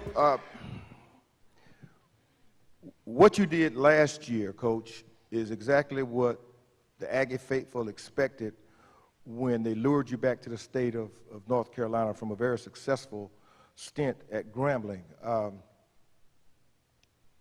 Now that you've won a share of the crown, and could have won it outright had it not been for one inadvertent play, which was the fumble. And I'm quite sure you recovered from that, because one play does not lose or win a football game for you. That's what most coaches say. How were you able to build upon the fact that you were there, you want to share, but could have gone back with it all? You're exactly right. It wasn't one play. The fumble didn't get us beat. Kicking game wasn't very good. We had a lot of individual play that wasn't very good. And Central played well. You know, we just got a butt beat. We had a chance to win the thing outright, got down to the last ball game of the season, and didn't get the job done. But it's a new season. Hopefully we'll be a little bit better this year. Coach, you could see, everybody saw it building. You could see it, I mean, the success of your program, you could see it. Everybody, the whole nation saw it on the ESPNU when your offense exploded and you were able now to bottle that. How difficult will it be for you to, into this year, really duplicate that same effort and maybe challenge your team to give an even greater effort to make sure that they're able to maintain that level? Well, I think we have a chance of having a pretty good football team, just like everyone up here. But the key in this league is you've got to stay healthy. If we stay healthy, then I think when the smoke clears, we'll have a chance of being in this thing along with everybody else. But if we get hurt at the wrong position, then it can change the dynamics of your football team. But I'm pleased with where we are. And I think the thing that's helped us more than anything is the last 2 years we've had spring practice, and we've seen some tremendous development of a lot of our guys. For 2.5 years we didn't have any spring ball, so we played without spring practice and without scholarships and without time in the fall. So you're starting to see our guys starting to develop now and starting to get better, and we're getting close to being a championship-type football team. Well, it doesn't hurt that you got a running back who's nobody can tackle, and he's flipping all on ESPN, catching passes and setting world records too, right? He's special, you know. He's really good. You know, that's what my kids said about me, but I don't think they meant the same thing. No, they said you were touched. Yeah, I like that. That's right. But you know, when you get special talent like that, and it you know, the cream rises to the top. How are you able to get the rest of the team to realize that we got a couple of elite kids, and while their personalities may not make them elite, their abilities and their ability to help the team makes them elite? But yeah, the thing now is that we've had a lot of good players. It's a lot better than what it's been in the past. Tyreek's not the only player we have. We have a huge offensive line that's just getting better. And actually, we don't have but one senior on the offensive side of the football. So we've been working with those guys for a couple of years now. Most of them are juniors. So we have a chance of being pretty good. But offensive line, those guys should be a lot better this year. Receivers, we got a guy that can flat fly. You know, he's a sprint champion, and he's gotten a lot better as far as being a football player. We got a 6'6" wide receiver that can go up and catch it. So y'all hear him now, right? You hear him, right? Well, that's just the way it is. Yeah. You know, that's what. So just get ready for it. Brace up and get ready, y'all. That's what we have. Yeah. So my point is this, is that we are not a one-man football team, and that's the point I'm trying to make. Right. We have a lot of good players now, so we don't depend on just one guy, even though we know where the bread is buttered. But you know, Coach, when you know, and you've been in this thing a long time, and you understand what it takes to build a program, and it does take patience. And I think that the Aggie faithful has been patient. And now, last year, you rewarded them. And so what do you say to them now? Do you say just remain patient or what? Well, they don't know what that means. But that's college football. You know, it's one of those things where they want you to win. They want you to win now. And that's what we're here for. That's what all these coaches are up here for. They want to win. They want to win now and give it an opportunity. And I have to say this. Our chancellor's been tremendous. He's given us a lot of things that we need to be successful, and they've had a lot of bad football teams in the past. I watched A&T play Bethune one Thursday night in that rainstorm down in Daytona where it's 68-0, and you know, so they've come a long way, and I'm proud of our players, I'm proud of our coaching staff, but most importantly, when you get a chancellor that's behind you and supports you, it gives you an opportunity to be successful, and that's where we are now. Support from the top is important, and support from the top of the football program is important. And Coach, tell me this and tell these fans this. What's the difference between this generation of young people that you coach versus the ones that you coached when you began your career as a head coach? Well, I think the guys now are more athletic, but the guys back in the day was more loyal, and they didn't have all these questions. They just did what you asked them to do. Now guys want to know why, how, and all these other things now. So I think the guys are bigger, stronger, faster, but I think the guys was a little bit more dedicated back in the day, and a little bit more tougher because they've outlawed a lot of they've taken a lot of the physical play out of football that they had back in the day. So as a veteran coach, then you've had to evolve and maybe change your delivery and everything else with them, but maybe the basic tenets of your program and your makeup have never changed.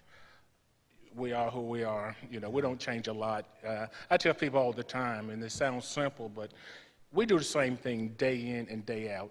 Day in. You can look at our schedule a year from now, we'll do the same thing we're doing today if it was football practice. We're like Kentucky Fried Chicken. We just sell chicken. We don't do hamburgers. We don't do hot dogs. We don't do any of that stuff. We just do chicken. So we do the same thing day in and day out. Ladies and gentlemen, the Colonel Sanders of North Carolina A&T State University, Coach Rod Broadway.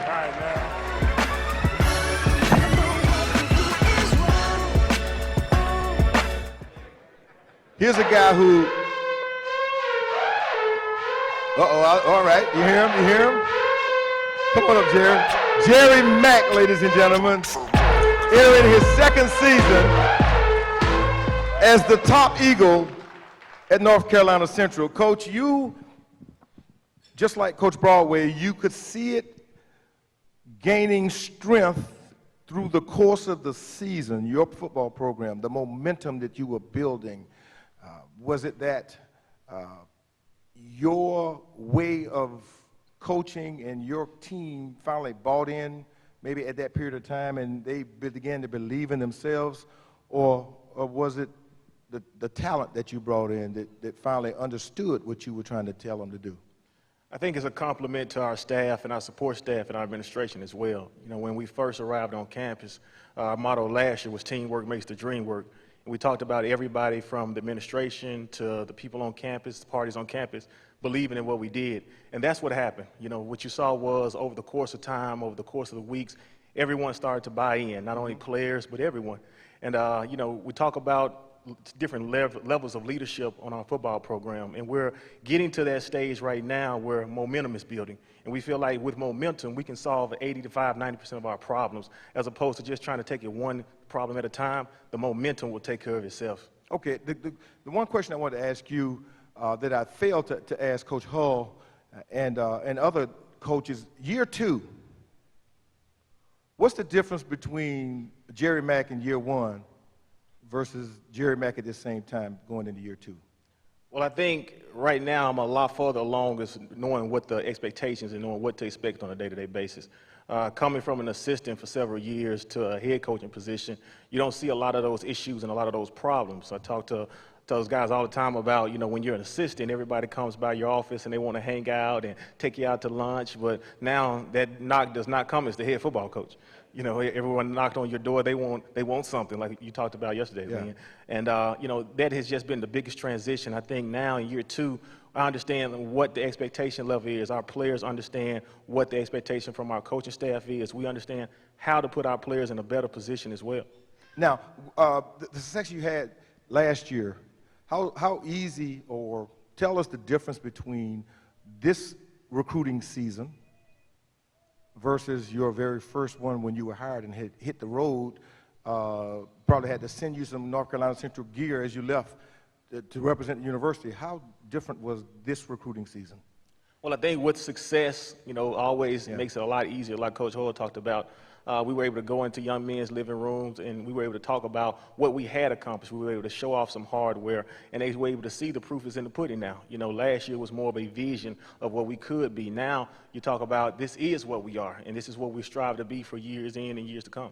Now, you've got some players that everybody knows about, you know, and they produced on the field last year, and every one of these coaches here in their scouting report will probably identify 3 or 4 or 5 of those kids and said, we can't let these kids beat us. What about the other 17 that they don't know about? I think as a team, when you look at us last year, we played well offense, defense, and special teams. We are not a one-dimensional show. Malcolm Bell's our quarterback, and he had a phenomenal year last year. But also, too, when you look at it from top to bottom, we were able to have some success at our receiver position. We end up with our first-team all-conference offensive lineman. Defensively, we brought Mike Jones here as one of the top corners in the country that I feel. And returner. Yes, sir. And also, too, a second-team all-conference selection in C.J. Moore, who's a defensive back. And we have a chance to have an all-conference selection, I feel like, at every position on the football field. We almost accomplished it last year. The only position that we did not have that was a linebacker. So I don't expect anything different this year. We got a chance to be very successful, and we're going to continue to build off that. Well, you heard Coach Manor say that if anybody needs any tickets to Atlanta, to call him now. What about the Eagles? Where are they going to spend the holidays? Well, like every coach, you know, we always talk about being second to none, and I don't feel like we're going to back down to anyone. I think last year we exceeded expectations. This year we'll finish at a certain spot, and we hope to continue to exceed expectations. But it's a process, and our young men understand that it's a day-to-day process, it's a day-to-day grind, and we must stay the course. You know, we talk about maybe 80–90% of football games are lost as opposed to being won, and that's why we got to focus on ourselves and take advantage of what we do well. At the end of the season, we put everything that we did well up on the board, and what we want to do is continue to do that even better. Game 1. What will the Eagle fans be able to see? Game 1. I think we got a lot of neat things up our sleeve this year. I think as far as our look will be potentially different this year. And also we were able to go around the country and learn some different schemes and some different techniques for some different people. So you should be looking for an exciting season. There he is, ladies and gentlemen, the Eagles of North Carolina Central University, Coach Jerry Mack. Good luck, Coach. Well, we got 2 more coaches from Savannah State University, ladies and gentlemen. Coach Ernest Wilson. Come on up, Coach. Coach, you know, you've been building and building and building and building, and this is the year, there's your mic right there. This is the year I can go that you're expecting some results and to win some football games in the league. And with all these fans in here, you know, we also know, just like Morgan State, people would say, well, they were in hibernation for years and they woke up. What's it going to take this year for the fans to say, wait a minute, they finally got it right and here they come? I think it's going to take a lot. Number one, our players got to work together. We've gotten a lot bigger, a lot stronger, a lot faster. You know, last year, 80% of my team were freshmen. So those guys will be sophomores this year. We brought another good freshman crop. We do not do, right now we're not able to bring in transfers. So we don't have that, but they worked hard. Even though we didn't have spring ball, they put together their own practices and did their own thing, so they showed self-discipline and leadership. On top of that, you know, we didn't really have a weight room this summer, but the guys still went out and lifted weights and did what they had to do, and I'm very proud of them, and I can't wait to see those guys go. We have an outstanding coaching staff that this is the first time that we were able to go into a season, and we started camp 2 days ago with our coaches intact. When our first 2 years, they had to come when school, not when school started, but when camp started. So I'm really excited. If you look at how we played teams last year, even though we did get some beat downs, I'm not going to say we didn't, but we had Bethune-Cookman. It was, they had us at halftime 14-7. We had A&T. They had us at 10-0 at halftime. We gave up 35 special teams points to South Carolina State, as well as 2 touchdowns. And if you take that away, even though they put 59 on us, that means that's 45 points or 49 points that on blunders. So you keep looking at some of the other teams that we played, the 5 or 4 teams that finished number 1, and then you look at us playing freshmen and mainly freshmen and sophomores. We got something special going on. You've been able to identify, just like you did the points in the game where it got away from you. Now, as a coach in the offseason, is that where you focus on fixing that particular problem, or do you have to look holistically because you still have a team of young kids who have to gel over time? You still look at it holistically because the program's been so down for so long that what you got to do is you got to go, and I had to remove myself. I said I had to fire the offensive coordinator, which was myself, and bring in some guy that can do it and give the most to the kids, and then you make sure your defensive coordinator is intact, and so you got to look at that, bring in another special teams coordinator. Actually, he was on the staff, so I'm really, really excited because we got things going in a great way. The athletic director, as well as my president, was able to give me more coaches, so now we're at the top. We had all 11 coaches for football, so I think some great things are going to happen. Now, when you talk about building and developing a culture of winning, do you talk about, has your approach changed to having this discussion about if we win to now when we win? It's always when we win. We are planning to be 1-0 each week. We know we got the horses to do it. We know we have the intelligence to do it, and we just ready to go. Let's talk about the horses then. Y'all say, you heard him say horses. Call them out. You know, this is a shame, and I'm going to say it's a shame. I just looked at the all-conference list, and I'm going to bring it back to him. We got a 6'4", 255-pound linebacker named Marquise Smith. He led the nation through the first 7 or 8 games before he got hurt in tackles for loss. Okay, so if this guy leads the nation, it's not like because of our record. This guy was leading in tackles for loss. So that's the first guy that I'm going to look at. I think we have one of the best linebacker courts in the nation, you know, with Leo Myers and Justin Dixon, and I can go on and on. We got about 8 linebackers that can really get it done. We got about 3 defensive linemen, including a young freshman last year named Connor Christian. Mm-hmm. So I'm real excited on the defensive side of the ball, and you know, I'm an offensive guy. Right. I'm real excited that they're going to put a lot of stops to people, and then we got a couple of offensive weapons that, you know, that you'll get to see. So you just need the ball. We just need the ball. Well, y'all gonna let him have the ball? Hey. They're lying over there, just shaking their head saying, yes, we are. Coach, thank you so much. Ernest, wish you best of luck. He's sacrificed some personal time because his team is already in camp. And I know you're going to head back to Savannah today. We wish you the best of luck as we bring up the dean, entering his 67th year at South Carolina State University, ladies and gentlemen, the dean of coaches in the MEAC, the legendary Oliver Buddy Pugh.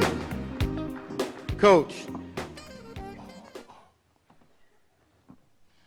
At least y'all knew to get some chairs with an armrest up here for us old folk. You know we have a hard time getting up sometimes. You don't have something to brace up on. Go ahead. Coach, excuse me, Lynn. I'm sorry. That's I didn't all mean to right. take over here, but you know, yeah, I think this is a trap. I really do. Y'all keep it down at the very end. I feel like a part of the Mushroom Society. You know, hopefully you know what the Mushroom Society is. They keep you in the dark and feed you. Yeah. Yes, I do. But I've been down there for a long time now, so you can better bet you I'm revved up and ready to go. So, well, you know, buddy, let's go. 2 days ago, you and I were talking. Yes, sir. And this football team, everybody says in the league, that is probably one of the biggest threats that the rest of the league has to face, and that's a team on a mission. And clearly, you have taken some of the things that have happened to the institution personally and challenged your team to lead South Carolina State out of that era of conflict into an era of victory and prosperity. And only athletics can do that to some universities, and you've taken it personally. So how are you going to take this football team, give them that mission, and run through the MEAC? Well, I don't know if we can run through this league or not. We've got, I think, maybe as strong a group of coaches here, programs in general, as we've had in some time. And the fact that we had a 5-way tie last year, I think, really tells the story. You got guys out there who can come from out of nowhere and be a part of this deal. So, you know, I don't know if it's our responsibility to actually lead South Carolina State from where we are, to where we need to be. But we do know that it's our responsibility to be loyal and as appreciative as we possibly can be of the things they give us to have this opportunity to do what we can do. We'll fight our fannies off, you can bet a bet, to win this conference championship. The one thing we'll say is that we'll play with pride and we'll do things the very best we possibly can. The very best thing that I can say about our guys is that we'll give you what you need and we'll take what we need. And then on Saturday, we'll go out there and we'll match up and we'll see who can beat who. Okay, but now, that sounds good.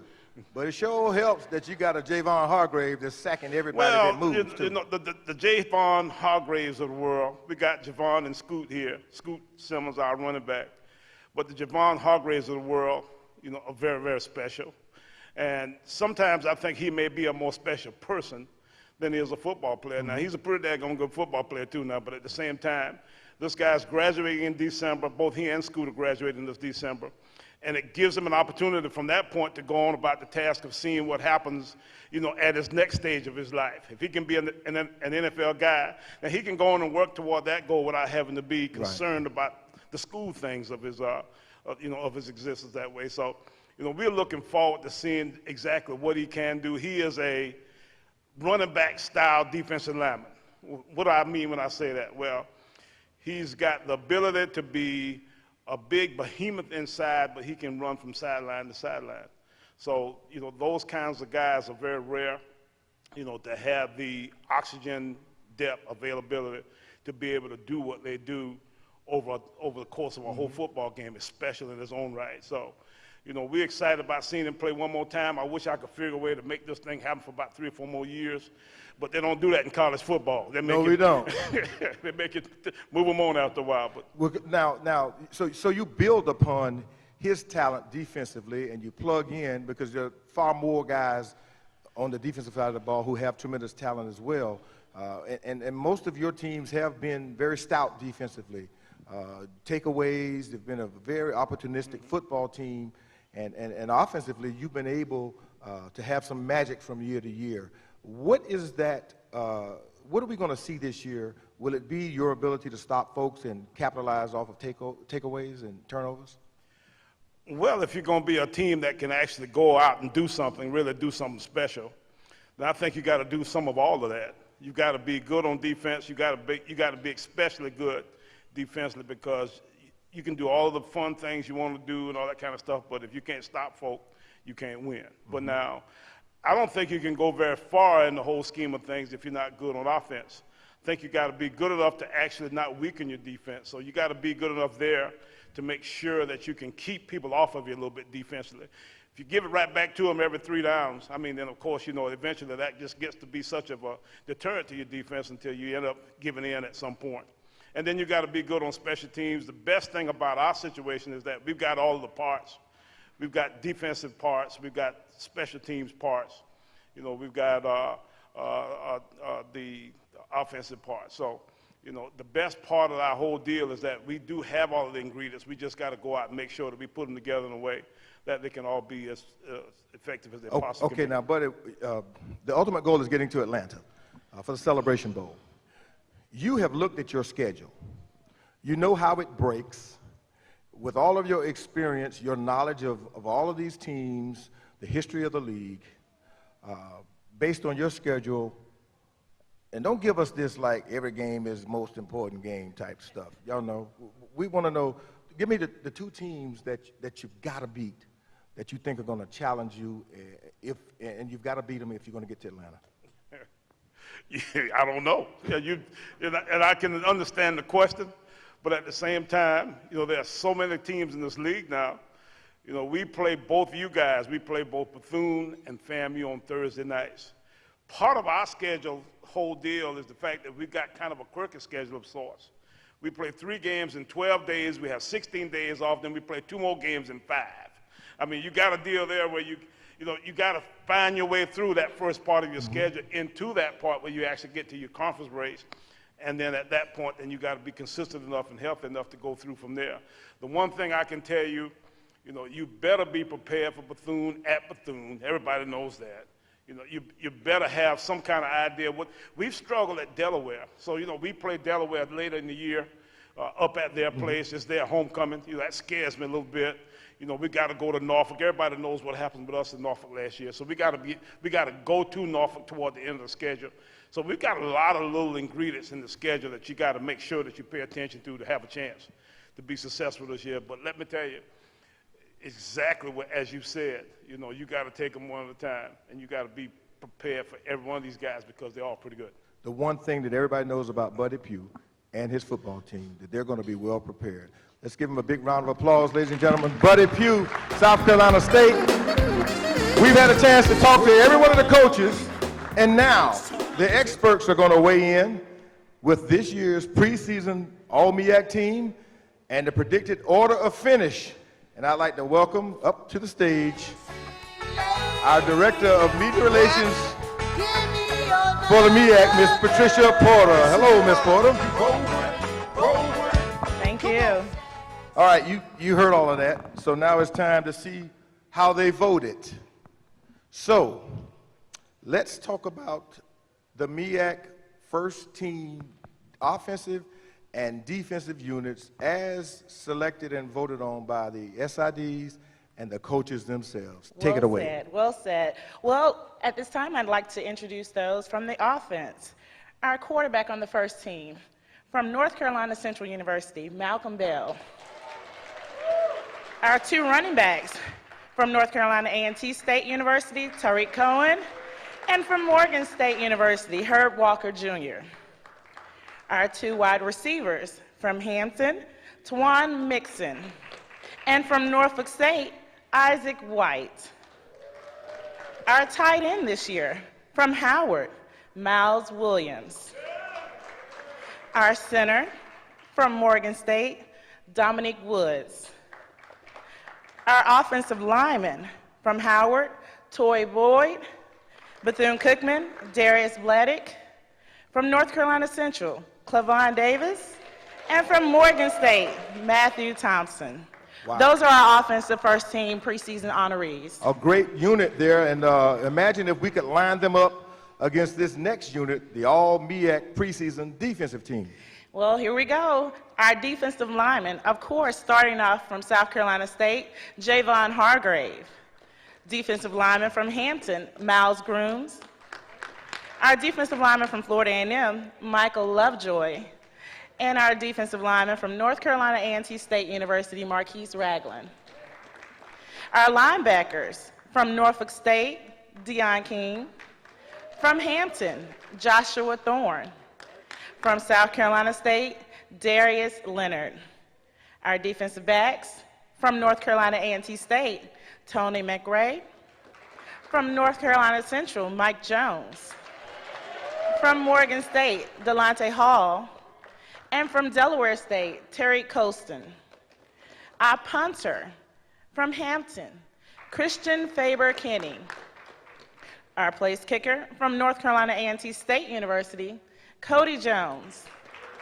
And our return specialist from North Carolina Central, again, Mike Jones. Let's give all of our 2015 MEAC All-Conference Preseason First Team honorees a round of applause.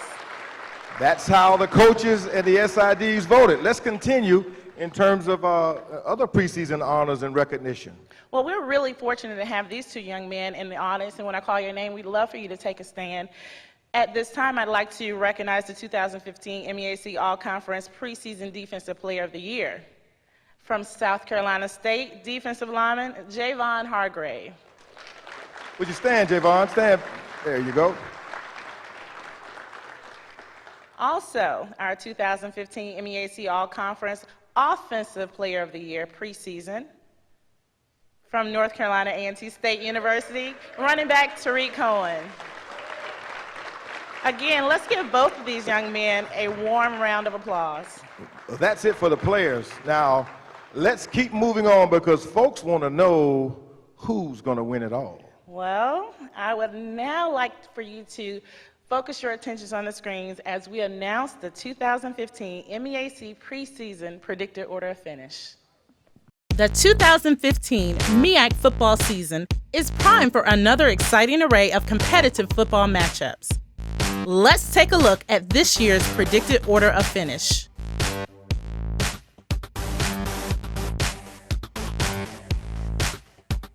Number 11.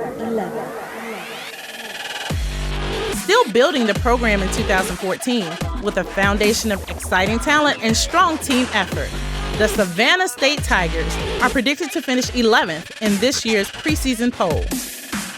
Number 10. With a new head coach and a new system to kick off the 2015 season in Dover, the Delaware State Hornets received the 10th place ranking in the preseason predicted order of finish. Number 9.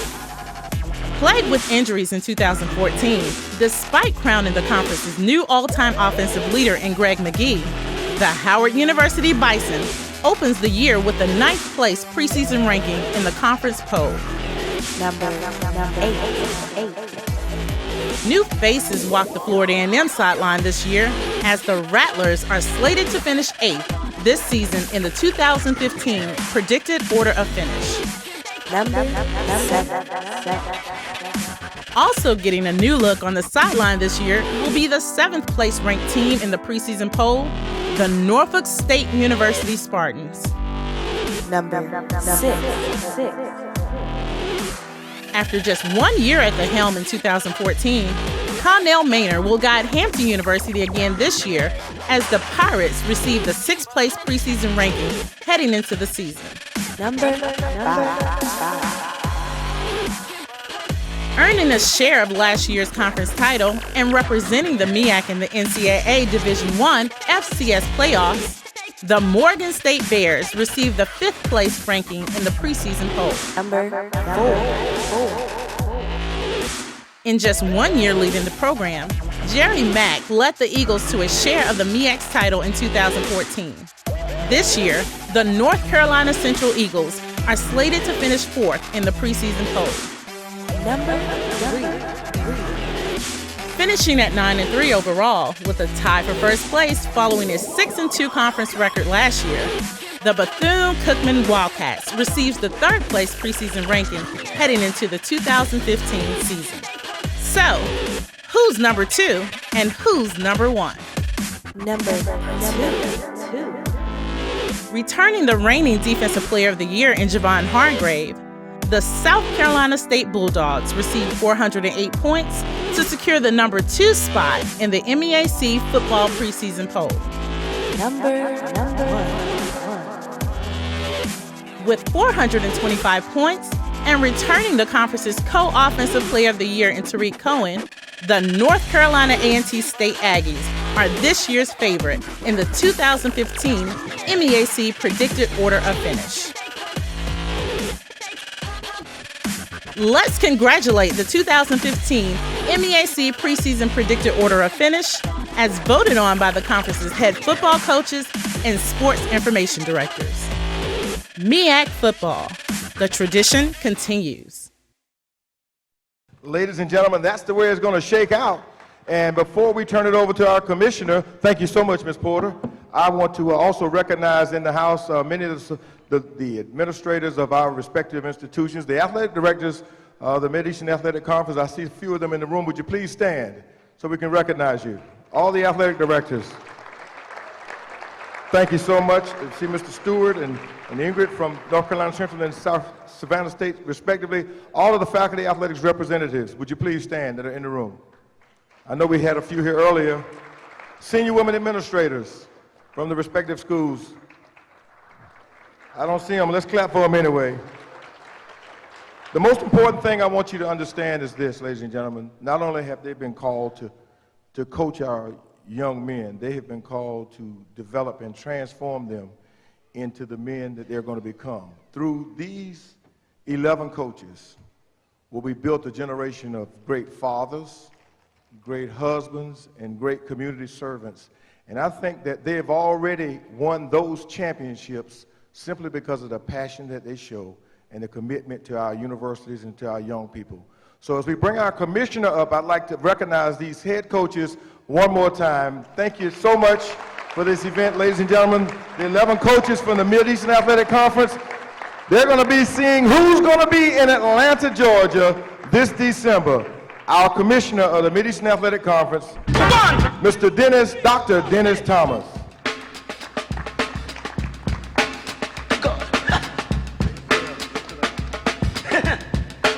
Thank you, Lynn. I tell you, let's give Lynn Thompson a hand. He's done a magnificent job today. Thank you very much, Lynn, for a job well done, for a distinguished career at Bethune-Cookman University, and your latest promotion as VP of Intercollegiate Athletics. So thank you very much, Lynn. I also like to thank the alumni for being here this evening. You all make this event, for supporting your institution and supporting the MEAC, and all the alumni that are here today representing your institution. Please stand and give yourself a round of applause. That's absolutely great. Please stand. And you can see that is absolutely phenomenal. The student athletes, we encourage you to continue your success academically as well as athletically. We wish you well. Stay healthy. Coaches, we wish you well also. Also, I'd like to make one comment about our corporate partners. We need to support those who support us. And please, when you're out in your own communities and you see corporate people that invest in your institution and the MEAC, let them know that you're supporting them because you support your institution, and you support them because you support the MEAC. Corporate people listen to those kinds of comments. So let's continue to do that. Also, Lynn, we have a few gifts here we'd like to give to you for your work today. It's a little Santa Claus package here for you. So as a token of our appreciation, we'd like to say thank you again. Thank you so much.